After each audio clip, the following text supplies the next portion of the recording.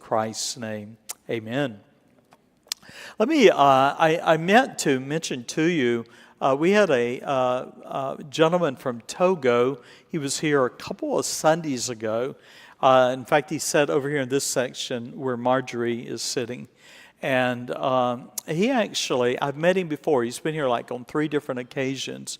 And he has a daughter. She's a college graduate in Togo and is wanting to come to the States to work on her master's degree. So he has been visiting churches and was over in Texas, and he finally made his way here. And he met with the staff and I. We were having lunch, and he met with us. And he wants his daughter to come here to USF and to come to Hillsdale. But he doesn't want her in an apartment. He wants her in a Christian home, so that while she's here, that there's going to be, mom and dad kind of here locally. So I don't know if any of you have a heart for that, but it was a blessing to sit and listen. And he shared with us his heart and his desire. And she was there. We met her, and she had, I guess it would be the Togo dress on, the headdress, and she had never been out of Togo, so this was her first experience. She could speak more English than she was letting on, but she is French and fluent in French. And, so if any of you know of a place that she could stay, it's probably another year, 2025, and that dad would love to see her at Hillsdale. So I thought I'd share that with you. Let's go to our Bibles, Esther chapter 8 and 9. I'm going to use some of the early slides to introduce the lesson tonight and just do a review. And hopefully none of this is going to be new to you. You're going to say, oh, I've heard this. And so just a review of really 5 characters that we find in the book of Esther, and I've shared those with you. We open up with King Ahasuerus. After him will be his son. Anybody know the son of Ahasuerus? Artaxerxes, right? Ahasuerus, his other name that he goes by in history is Xerxes the First. He will have a son, Artaxerxes, and he is the son of Vashti. And as you can see up here, Vashti is the queen mother in Esther chapter 1. And then we have Esther. Her name means star. Hadassah, her name means fragrance. Mordecai, he's known in the scripture as that Jewish man. That's what Ahasuerus is, Mordecai the Jew. And that's how he's known in the book of Esther. And then finally you come to Haman, an evil political official. And Sunday morning was kind of interesting, wasn't it, when I told you about booing? Somebody decided they would boo, and so it is. And we'll talk a little bit about that tonight. So let me just go through the quick review. Queen Vashti refused to come to the king's commandment, and some books have this painting as Queen Esther. It really isn't. The original painter listed the subject as Queen Vashti, so that's who she is. So she refused to come to the king. Somebody tell me, what happened after she refused to come to the king? What did the counselors tell him he had to do? Get her out of here. Why? Because all the other women of the land, they're going to rise up and they're going to be like Queen Vashti, and we can't have that. So enough of that. And then we come to Esther, and this one is the original painter painted her as Queen Vashti, and of course she's the Jewish maiden. Anybody remember how many Josephus said were vying to be the queen? 400, very good. 400 were vying to be the queen. So just think about a palace room big enough for housing 400 women, all wanting to be the queen, right? And then Hadassah, that is Esther, his uncle's daughter, because her father and mother had died when she was younger, and he adopted her, took her for his daughter.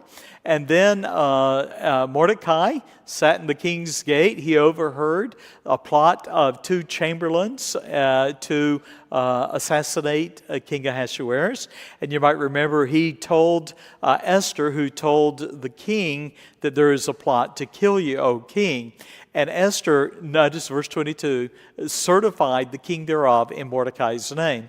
And you'll see, well, we saw Sunday, that in the Chronicle of the King, it was written that Mordecai had interceded and saved his life.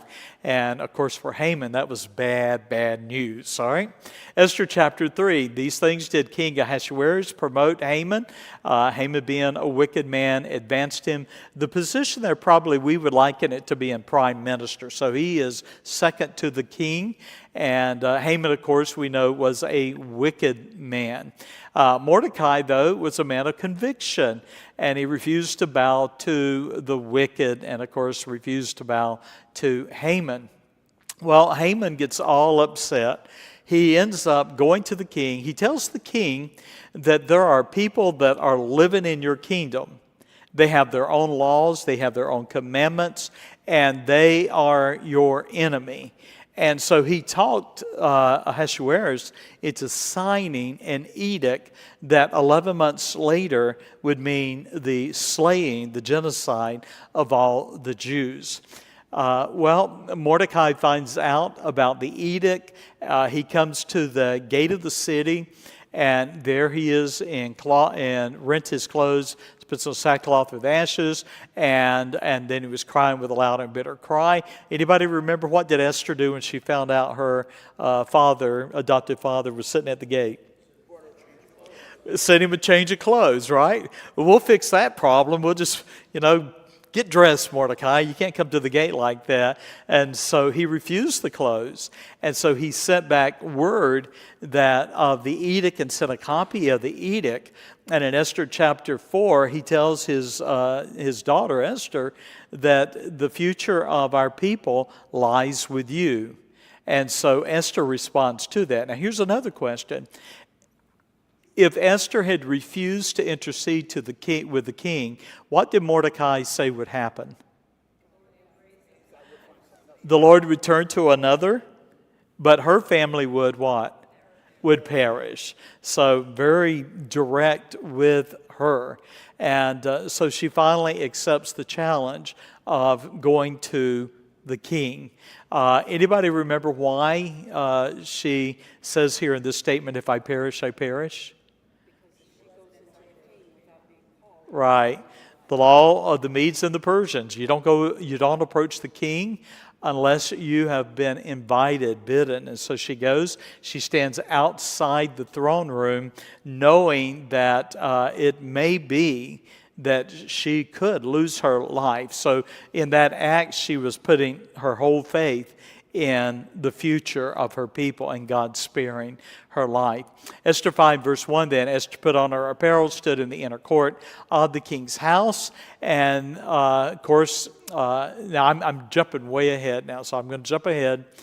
There were, how many banquets did Esther, she hosted 2, all right? So the first banquet, she invites Haman, right? Haman, that wicked Haman, and they come to the banquet. And Haman is just kind of rejoicing. He and the king have had wine and dinner with Esther the queen. And so it was a big deal. All of his family knew that he was having lunch or dinner with the queen.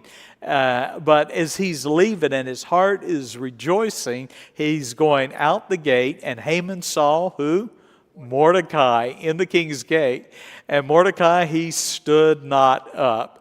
And so here he had been privileged, and yet he was full of indignation. And so then we come to Esther 5 and verse 14. He goes home and he tells his wife and his friends about Mordecai. And they said, well, here's what you could do. Let's just get rid of Mordecai. Let a gallows be made 50 cubits high. How high is that? 75 feet. Man, you guys would ace me today.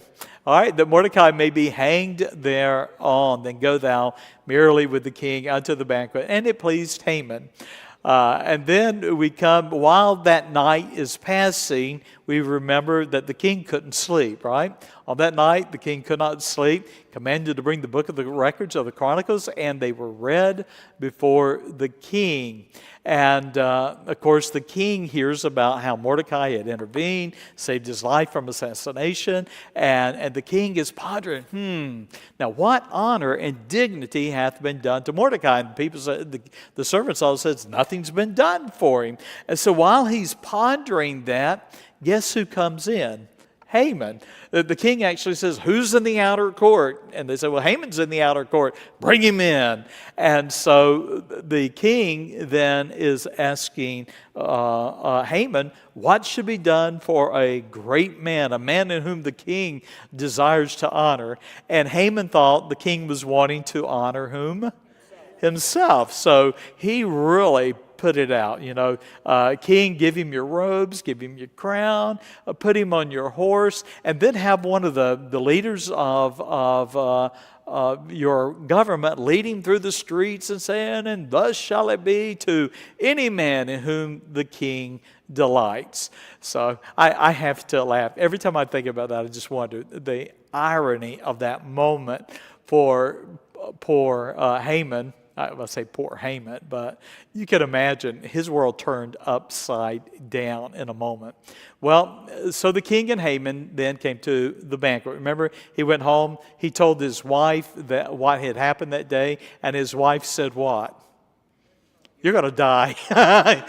You're in big trouble. Mordecai the Jew has got the upper hand on you. You're in big trouble. And about that time, the servants show up from the king, and they say it's time to go to the banquet again.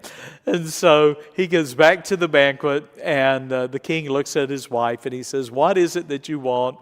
And that's when it really starts to go bad. And so Esther says, O king, if it please the king, let my life be given me at my petition and my people at my request. So in other words, save my life. So the king he's taken back, save her life. Why would you ask that? And then he says in verse 4, we're sold, I and my people, to be destroyed, to be slain, to perish. And this she says, if we had been sold as slaves, I wouldn't complain. I would have held my tongue, although the enemy could not countervail the king's damage, the damage that the king does by his edict. And therefore, the king Ahasuerus answered and he said unto Esther the queen, who is he and where is he? He that durst pressure in his heart to do so. I presume, rather. And verse 6, and Esther said, the adversary and enemy is the wicked Haman. And can you imagine sitting there at the table? Or lounging on the couch, which might have been the case. And she points across the room and she says, thou art the man, right? And so the king gets up. He goes outside. He's furious. He comes back in. He finds Haman kneeling at the feet of Esther, and he accuses Haman of attacking his wife, of almost trying to seduce his wife. And of course, he's determined to do something with with Haman. And the servants make a suggestion. And what is it? Haman's already built a gallows out at his house. Why don't you just hang him on it? So the king says, yeah, you're the first one, Haman. Give it a swing. And so he does. All right. Now, that brings me to...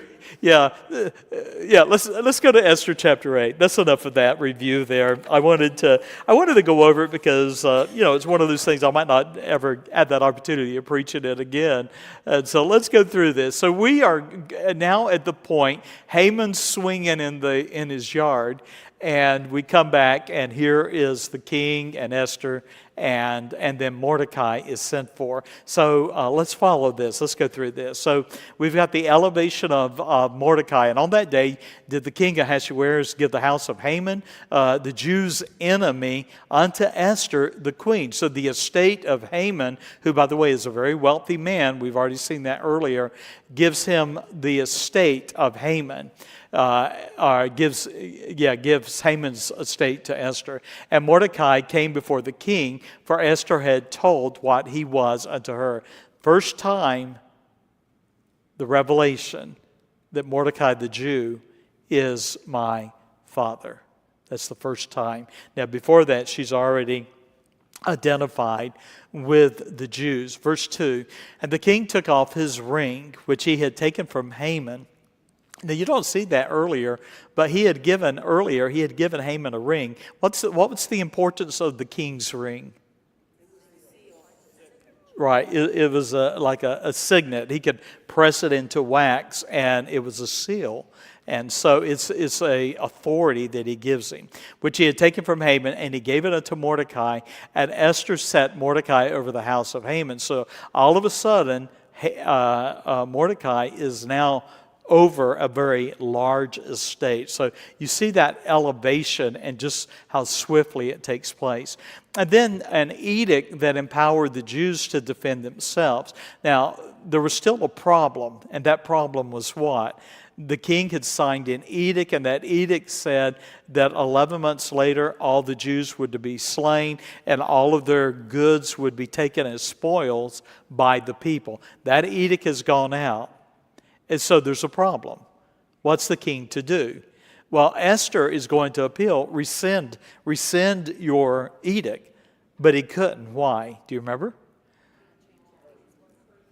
Right. The king could never, a king of Persia could never alter his own edict. When he had stated it, it was done. There was nothing he could do. He could not even remove his own edict because of the absolute authority of it. And so let me take you through some of this here.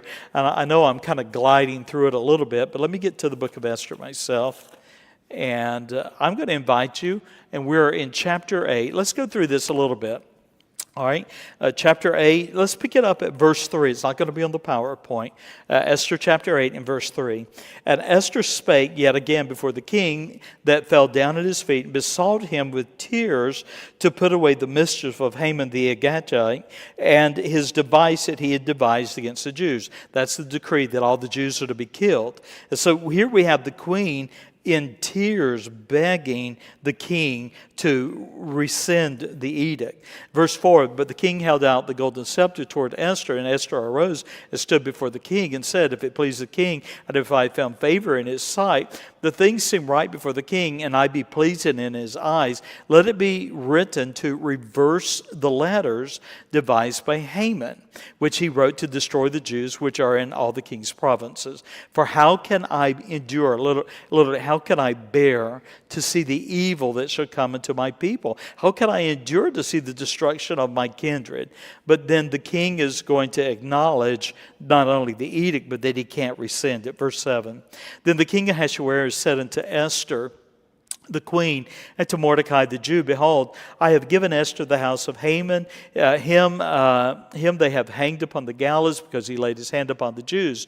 Then we come to verse 3. Write ye also for the Jews, as it liketh you, in the king's name. Seal it with the king's ring, for the writing which is written in the king's name and sealed with the king's ring may no man reverse. So the king says, I can't rescind my earlier edict, but you, Esther and Mordecai, you write another edict, take my ring, seal it. And so what are they going to do?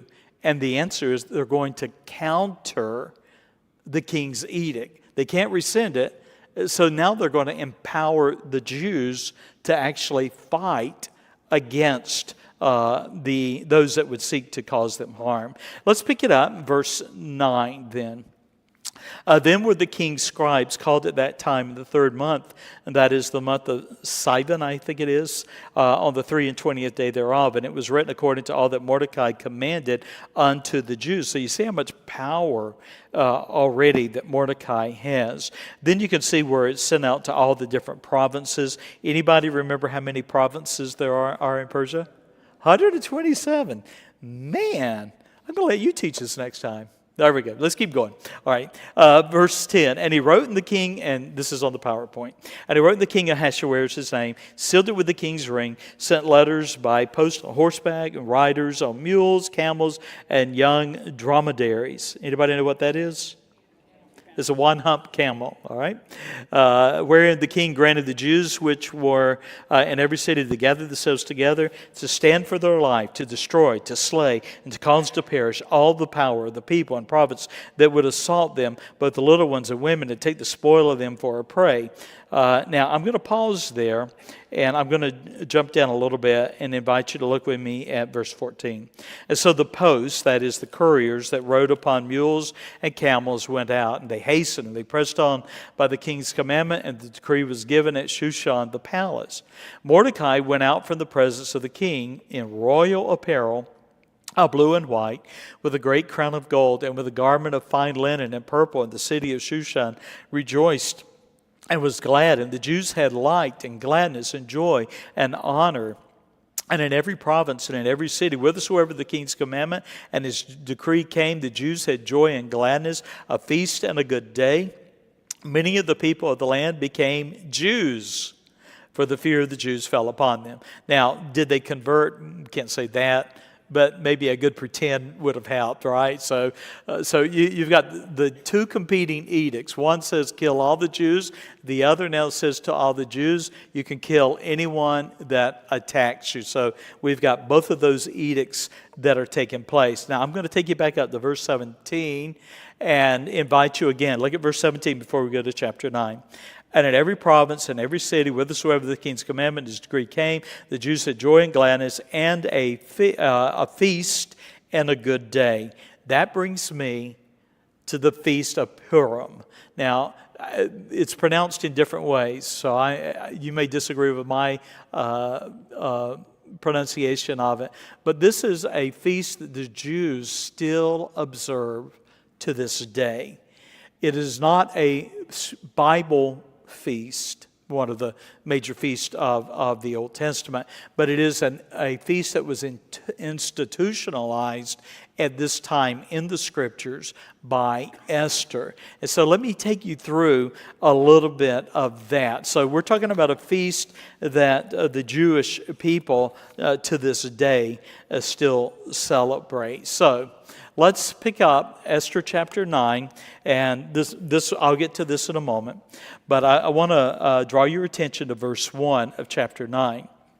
Now, in the 12th month, that is the month of Adar, on the 13th day of the same, when the king's commandment and his decree drew near to put in execution, in the day that the enemies of the Jews hoped to have power over them, that is, overpower them, though it was turned to the contrary, the Jews had rule over them that hated them. So we've got this major clash now, providentially, that is going to happen.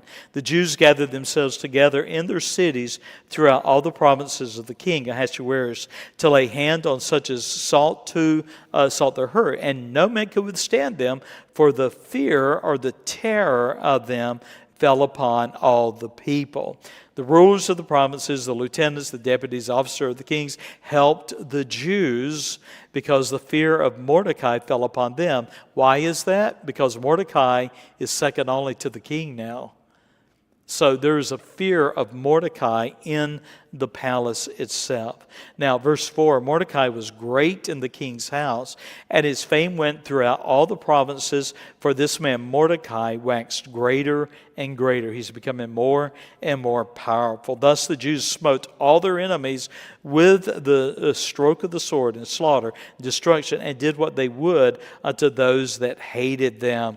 And so you really see the tide has, so to speak, turned. Now there's some other things that are given here. Verse 6, 500 men were slain in the palace, apparently coming to the palace, and 500 died there. You can look in verse 10.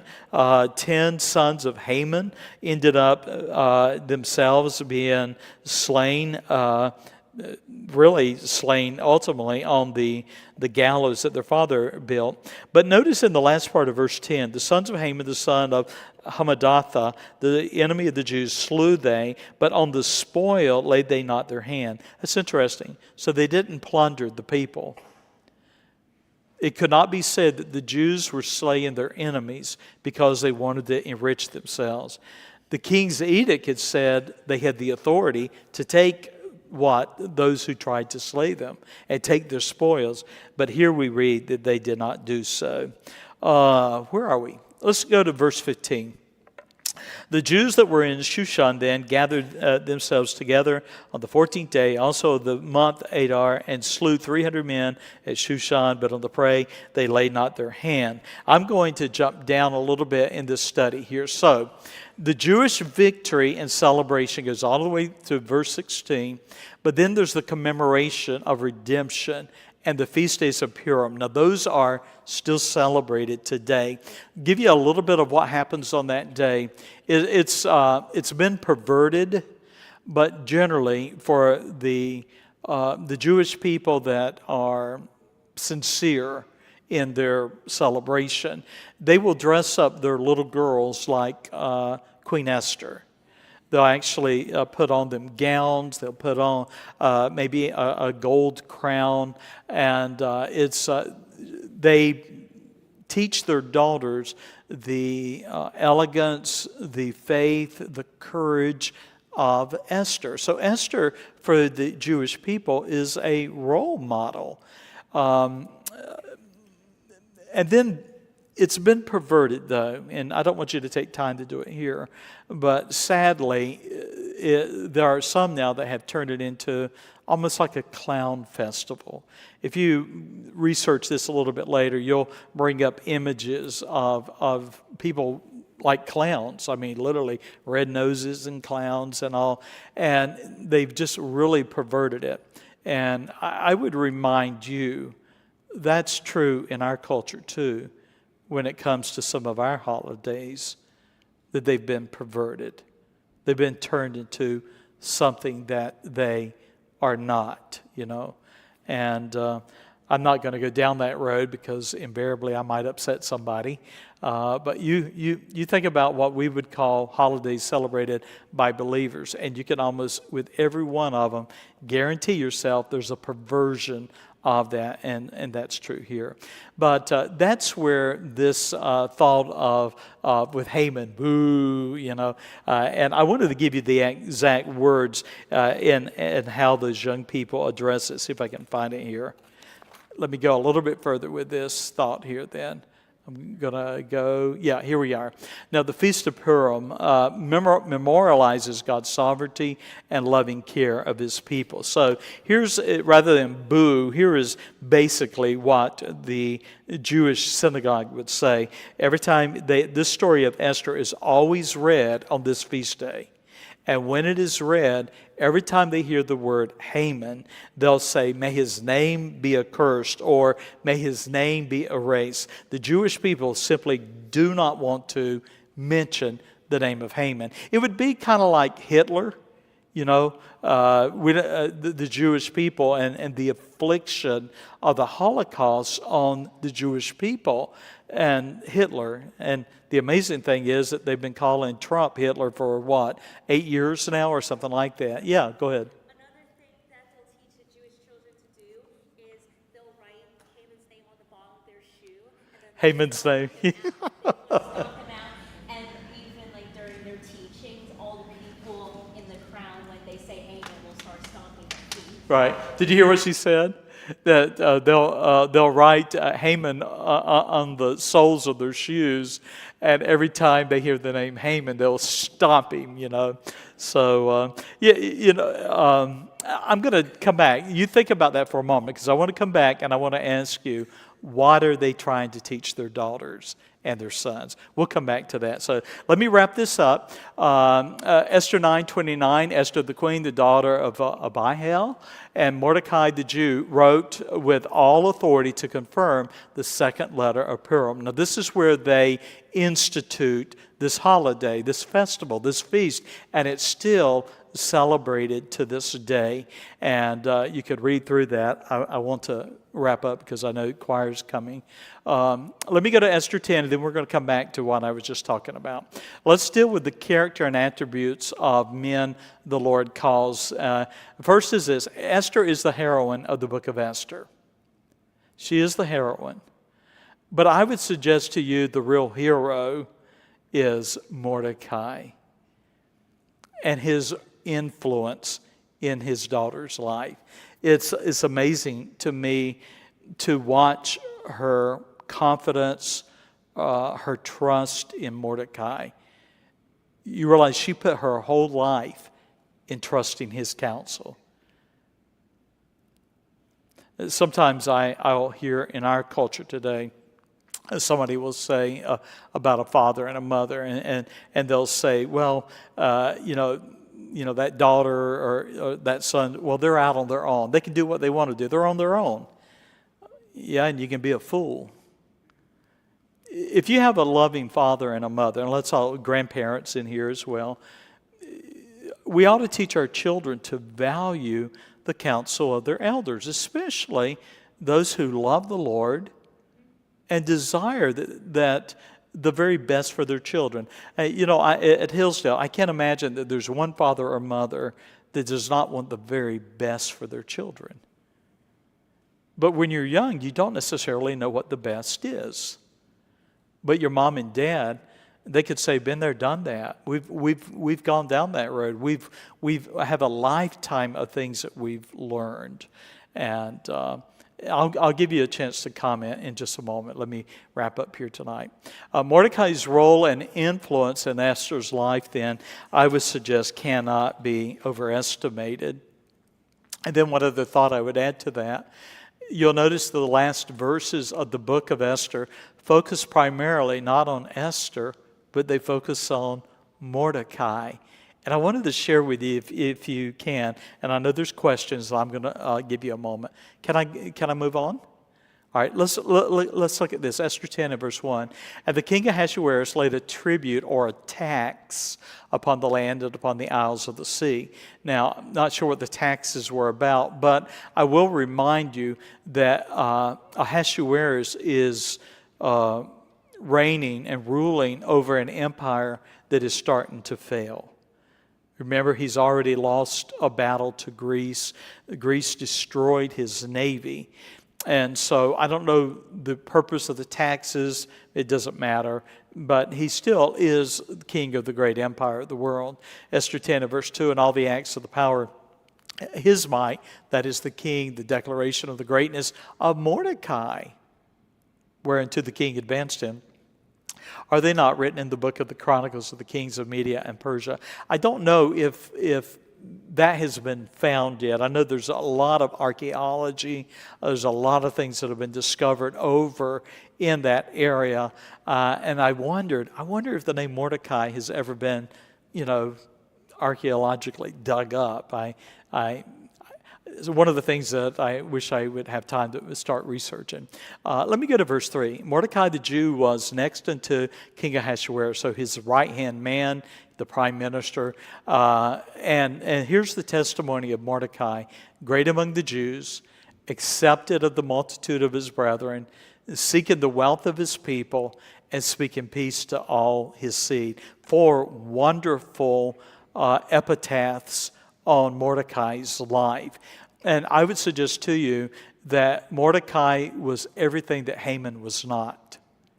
Haman was proud. Haman was self-centered. Haman was interested in self-promotion. But Mordecai is exactly the opposite. He ended up in the places of authority and power, not because he sought them, but because God honored him. And he was so honored that he was in a position to protect the very people that Haman desired to absolutely destroy. Our God can move on the hearts of men and to bring about that which is good. And we should trust him. On your outline, by the way, there are... in Iran, the tomb of Esther and Mordecai is there. And you could do a little research on that, but that is a holy place that is still recognized today as the burial site of Esther and Mordecai. On your outline, let me wrap up. I know I've been talking and you've been listening. What things made Mordecai a great man and one to be beloved and esteemed? How about somebody give me ideas? What are some things? Megan?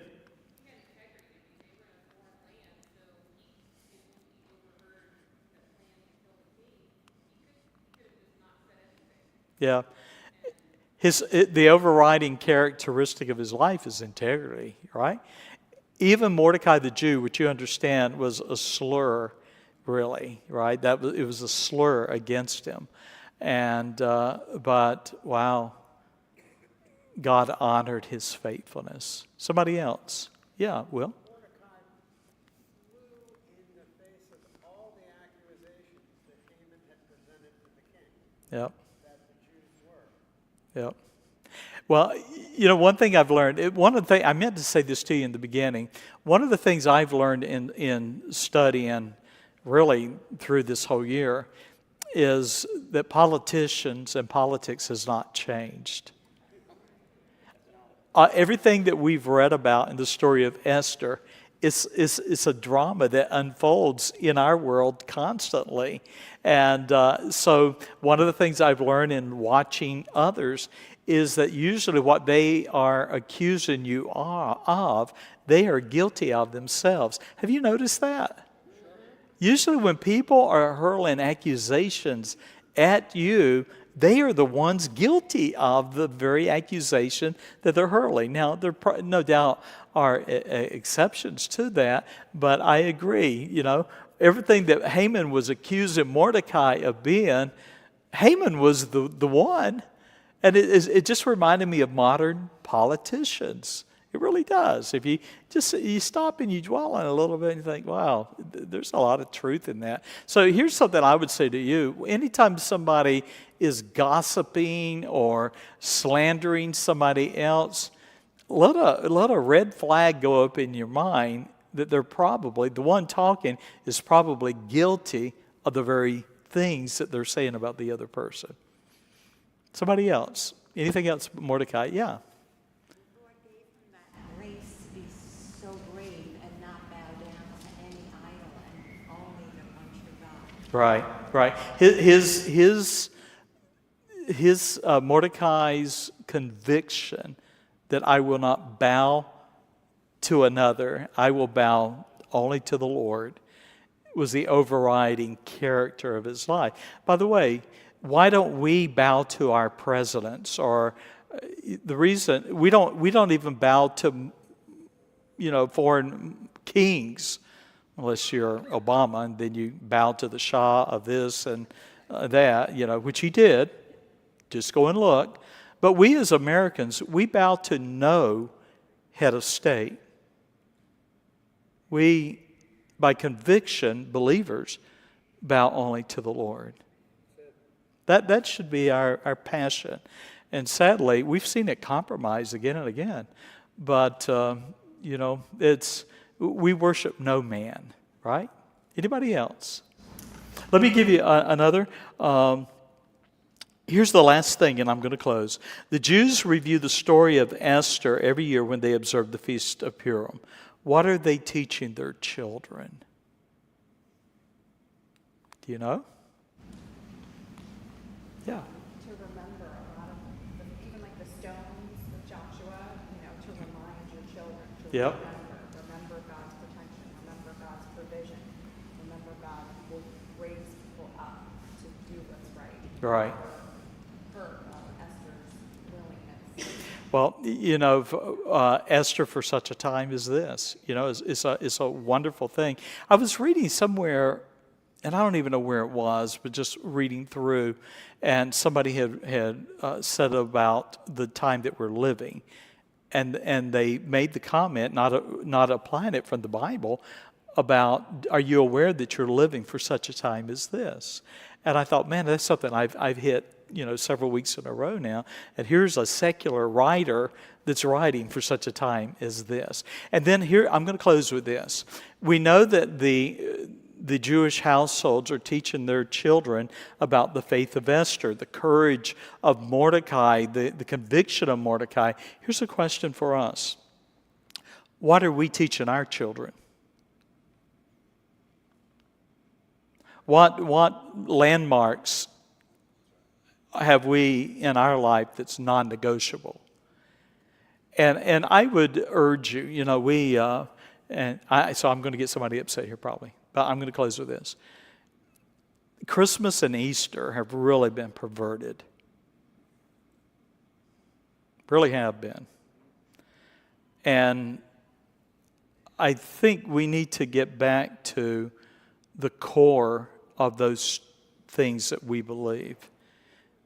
Like we believe in the virgin birth of the only begotten Son of God, Jesus Christ. We don't believe in, and I'm not going to get in trouble, so I don't know who's listening online, so I'm not going to end up with some angry emails coming to me, but you know what we don't believe in, right? I personally don't think it ought to be a part of our life, period, because it devalues Christ, my opinion. The same thing is true about Resurrection Sunday. I try to avoid saying Easter. I try to say Resurrection Sunday because it is about the death, burial, and the resurrection of Jesus Christ. It's not about a holiday that the Roman Catholics started. So, well, I know. You want to talk on here and get in trouble? Anyway, let's pray. Father, thank you for the night. I pray that we'll leave here thinking about things we can tell our sons, our daughters, our grandchildren, and that we'll be people of conviction, I pray. In Christ's name, amen. God bless you all. Thank you. Choir practice.